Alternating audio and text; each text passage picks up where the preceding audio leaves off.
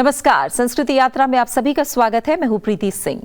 Indian art हमेशा से पूरी दुनिया के लिए एक लर्निंग रही है और हमारा सेंचुरीज ओल्ड आर्किटेक्चर इसमें से एक है।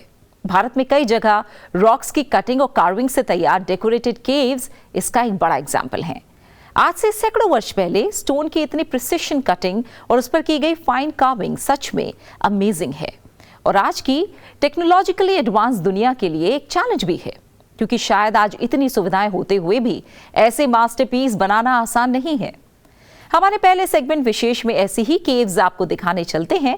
कर्नाटक के बागलकोट डिस्ट्रिक्ट में मालप्रभा नदी के नजदीक स्थित बादामी केव्स, जो कि चालुक्य डायनेस्टी के रिजीम में 6th to 8th सेंचुरी के बीच बने हैं।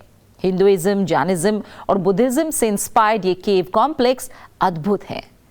तो आइए देखते हैं इन केव्स में आर्किटेक्चरल एक्सीलेंस के कुछ नजारे film the talking rocks of Badami के कुछ अंशों के माध्यम से।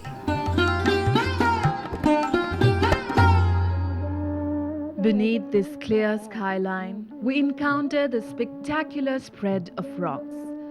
This vast expanse of rocks remains the embodiment of God's creativity. Within the hemming of these rocks, the ancient man of the Stone Age era made their abode here in Badami. The Badami rocks tell us the story of the past. Here, in this tank, Rishi Agastya took his bath, and today this is the Agastya Tirtha.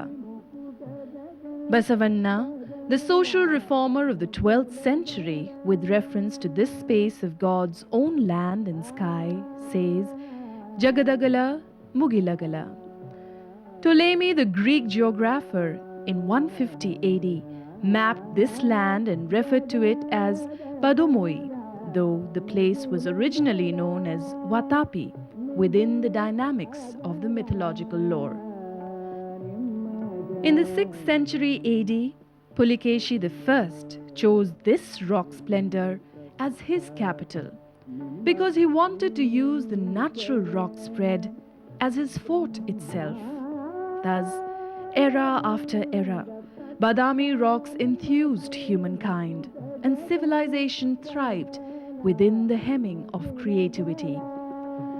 Tooling the natural rocks, humankind also dated history within the creation of God. Let us explore Badami as a space where creativity spells its wonder, be that of nature's play or a human endeavor. The gigantic stone of Badami creates an awe. For the Chalukyan sculptors, this was a matter of creation within the natural splendor. One has to climb some 43 steps to enter the first cave, Shivalaya, which was carved out of the rocky mountain in the 6th century AD.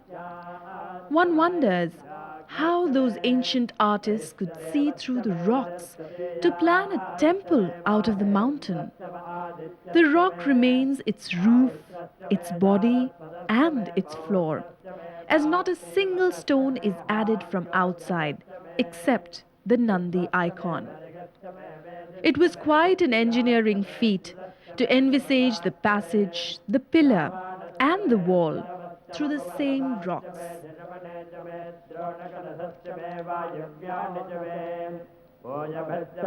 Again, it's a creative marvel to carve out sculptures which are not only dimensional, yet followed every rule of sculptural grammar, adhering to the forms, themes, and incorporating the symbols of the deity as well.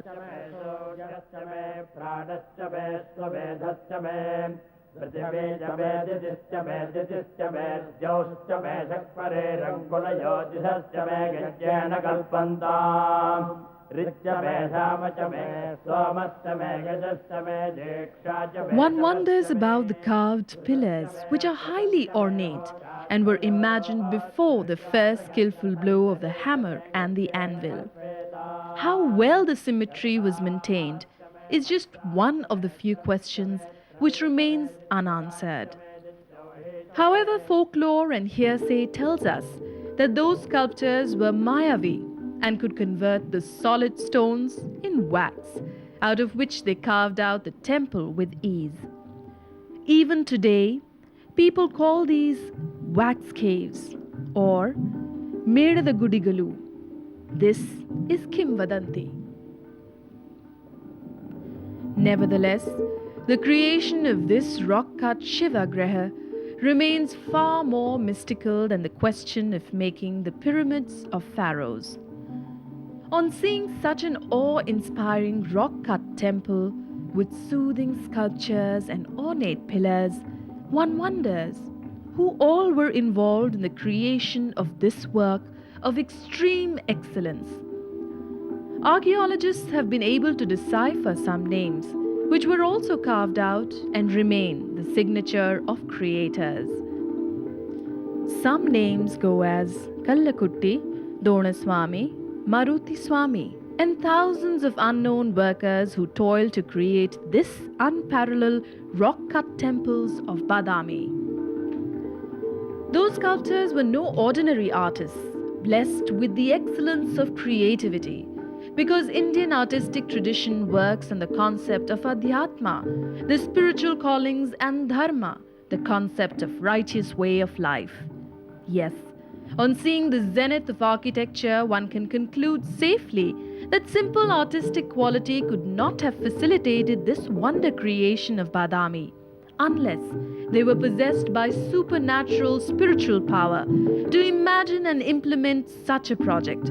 The element of dharma and karma in life in Indian tradition are not seen in isolation unless one follows the path of righteousness and toe the line of discipline in life. The element of karma cannot get manifested. Thus, when we see these unique creations, a deep reverence comes to us for all those who created Shivalaya, the Kailash at the level of creativity. As we move on and explore, we find the melody of designs, namely geometrical, natural, or the pattern of flower and foliage. In the motifs, we find all natural reflections, from animals to flora and fauna, and elaborate icons on Swakara gods and demigods. Even incorporated are the amorous couples. Thus, it can be safely concluded that the then artists, artisans, sculptors could relate life while shaping the Nirakara and Swakara in a rhythm of perfection with a perfect blending of spiritual ethos. Let us now explore the Shivalaya with Professor Raghunath Bhatt.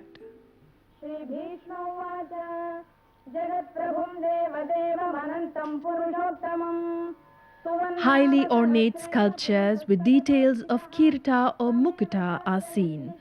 Other highlights are the ornamentations and costumes. The contrast distinctions between deity and ordinary amorous couples can be gauged through the perspective of projections. Following the storyline, some figures are given smaller shapes to spell out the Virata Rupa of Vishnu. Scores of Vishnu iconography from different passages of Purana not only stretch out the fact that in Chalukyan period, the role of Vishnu and his several mythological storylines remained an important influencing factor for the people of that era. Surprisingly enough, Vishnu is not depicted richly in the form of Rama from the standpoints of its episodes. Rather, sculptors limited to other incarnations of Vishnu and related with their concerned character displays. Nevertheless, the excellence in sculptural expression and depictions of Vishnu must have come from the deep reverence of the sculptors, who enjoined their mind as they could successfully interplay the storylines of textual tradition and aptly visualized with perfections the very essence of Vishnu as an all-round sustainer for the onlookers then and in the future. On seeing this great art activity, one is forced to salute those sculptors who created a vision out of a concept encoded in textual tradition. Some of the sculptors whose name could be found are Kondimanchi, Vasudeva, Shakula Ayya, Panchal, Chola Devaraya, Kallakuttiga, Polamanchi, Rupashekhar, Aryachetta, Vimala, Dona, Kantimanchi, Jayakiti, Vijaya Ovaja. Now, we enter the unfinished Buddhist cave architecture. Buddha and half-finished episodes from the pages of Buddhism was tried but unfortunately remained unfinished. Nevertheless, the vacuum with the sway of the stone mounds internally gave a field of vacuum towards the journey of Nirvana. A view from within the cave allows us to transcend time. So we have seen in the walls of Badami rock cuts the images from panoramic past, which lives on as civilization marches.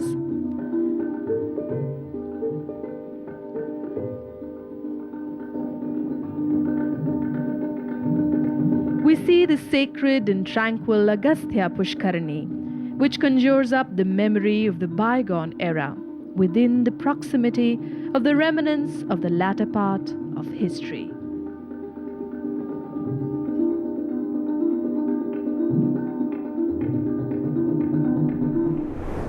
The talking rocks of Badami, जहां की rocks खुद अपनी कहानी कहती हैं, बस जरूरत है उसे ध्यान से सुनने की। डिजाइन और आर्किटेक्चर की इस हेरिटेज से इंस्पायर होकर अब वक्त है आगे बढ़ने का, हमारे अगले सेगमेंट धरोहर की ओर, जहां आपके लिए चलते हैं भारत की एक सदियों पुरानी और लॉस्ट हेरिटेज गौड़िये नृत्य की ओर। ऐसा डांस फॉर्म जो बंगाल की कल्चरली फर्टाइल लैंड में पैदा हुआ और समय के साथ इसमें प्रैक्टिशनर्स कम होते गए, कहीं ये गुम होती चली गई। हिंदू डिवोशनल सॉन्ग्स पर किए जाने वाले गौड़िये नृत्य के रिवाइवल के लिए डांसर, रिसर्चर और एकेडमिशियन डॉक्टर महुआ मुखर्जी ने अपना पूरा जीवन समर्पित कर दिया।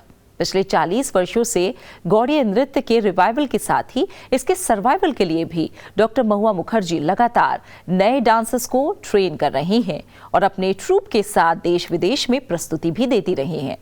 तो आइए देखते हैं प्रसिद्ध नृत्यांगना डॉक्टर महुआ मुखर्जी और उनकी ट्रूप द्वारा प्रस्तुत गौड़िये नृत्य की एक झलक।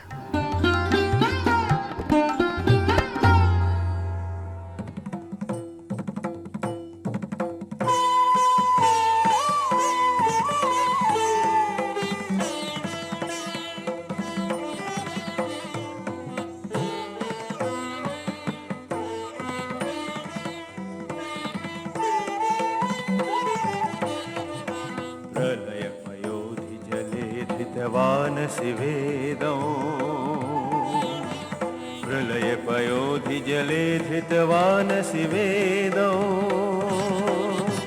प्रलयपयोधि जले धृतवानसि वेदौ।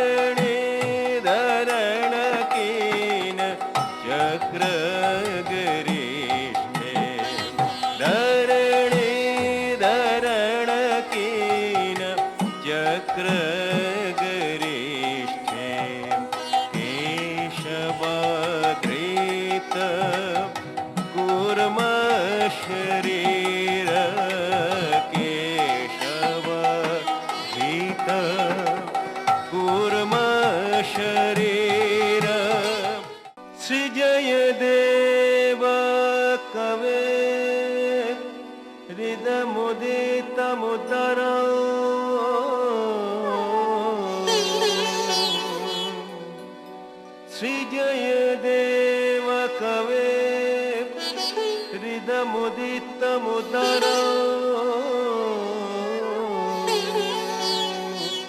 श्रीनु सुखदौ शुभदं ववसारौ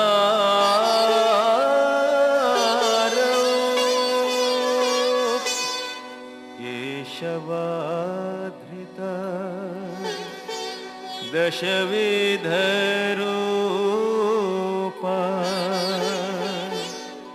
दशविधरूपा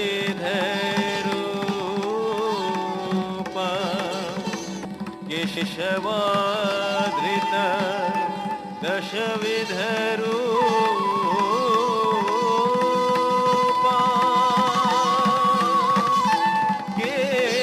केशवाधृता दशविधरूपा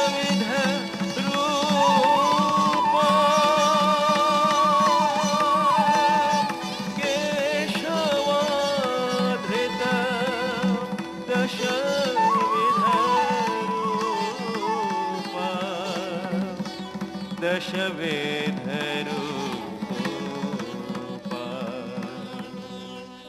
जय जगदीश हरे जय जगदीश हरे जय जगदीश हरे जय जगदीश हरे जय जगदीश हरे जय जगदीश हरे जय जगदीश हरे जय जगदीश हरे जय जगदीश हरे जय जगदीश हरे जय जगदीश हरे जय जगदीश हरे जय जगदीश हरे जय जगदीश हरे जय जगदीश हरे जय जगदीश हरे जय जगदीश हरे जय जगदीश हरे।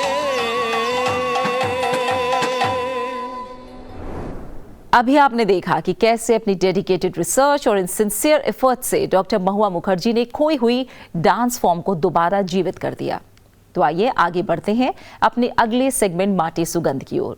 भारत सरकार के मिनिस्ट्री ऑफ कल्चर द्वारा एक मिशन चलाया जा रहा है, मेरा गांव मेरी धरोहर, जिसका एम है भारत के गांव की कल्चरल मैपिंग करना ताकि हमारे विरासत को डॉक्यूमेंट किया जा सके।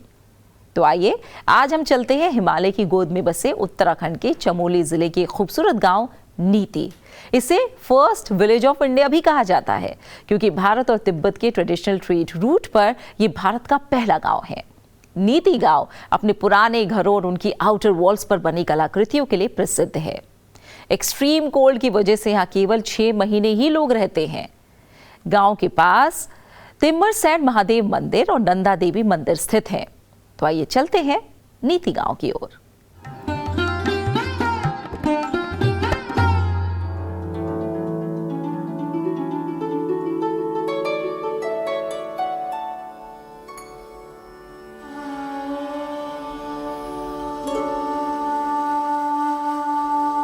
नीति गांव जो 3600 मीटर की ऊंचाई पर दक्षिणी तिब्बत सीमा के पास स्थित है।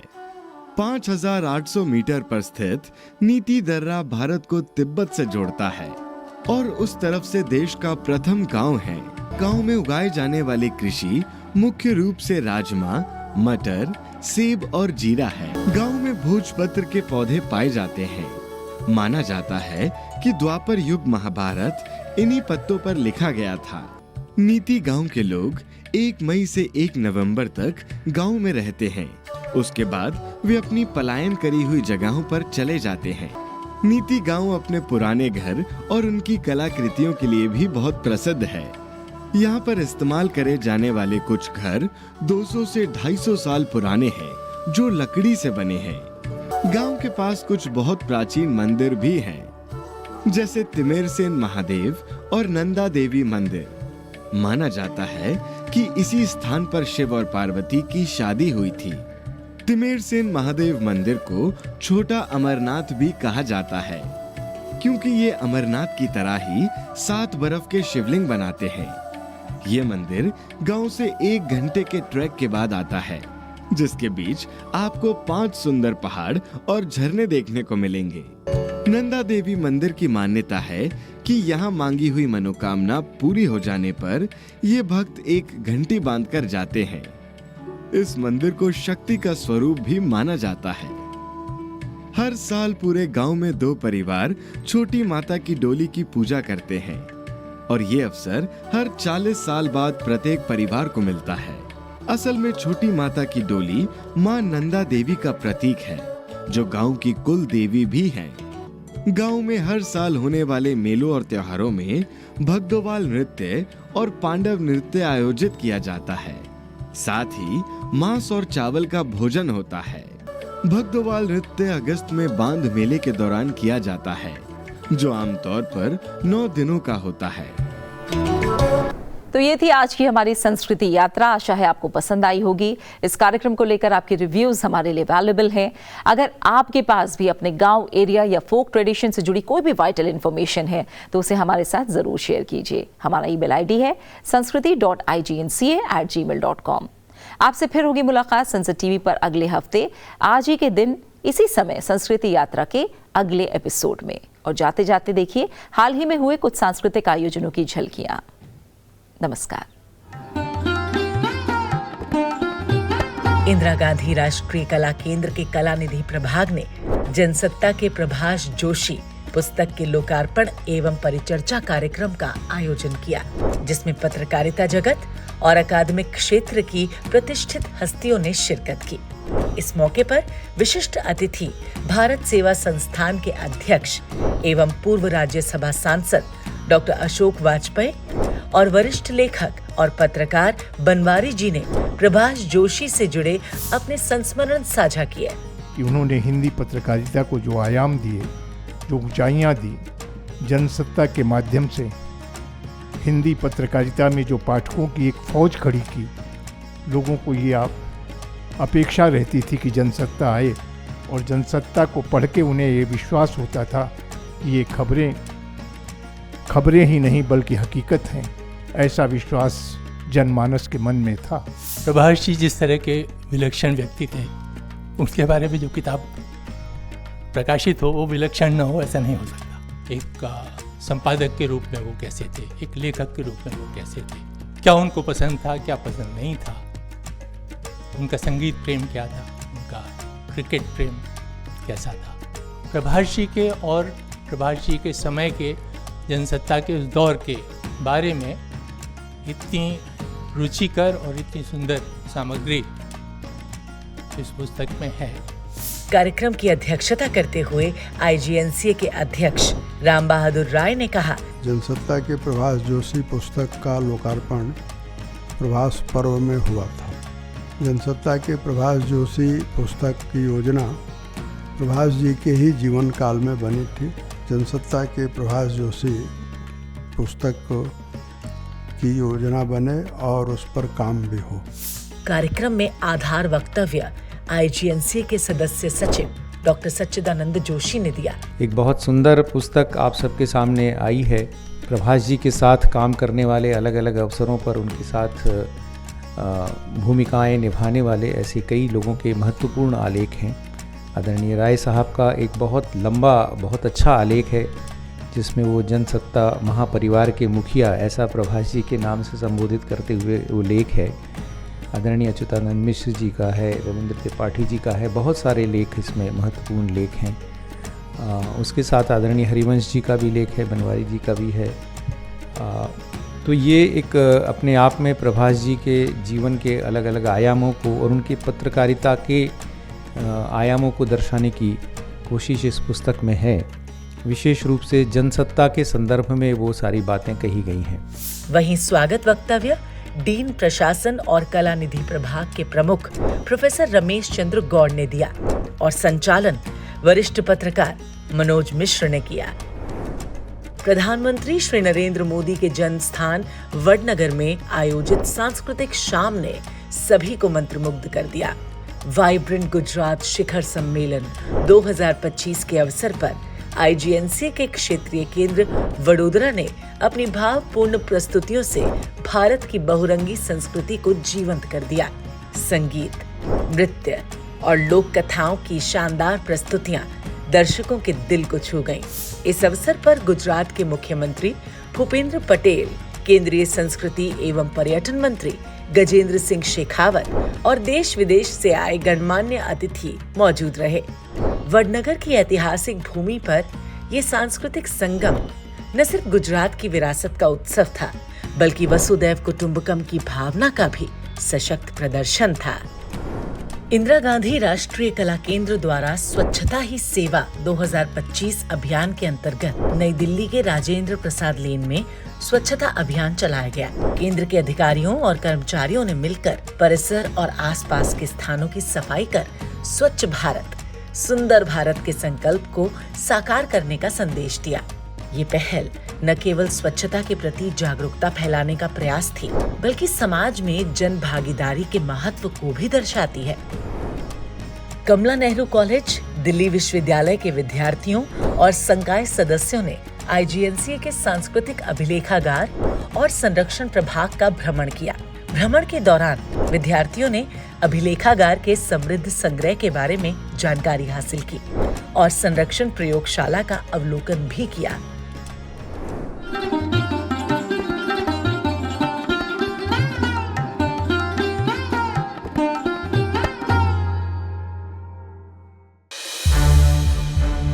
संसद टीवी के और भी प्रोग्राम्स देखने के लिए सब्सक्राइब करें हमारा YouTube चैनल और हाँ, इन्हें लाइक और शेयर करना ना भूलें।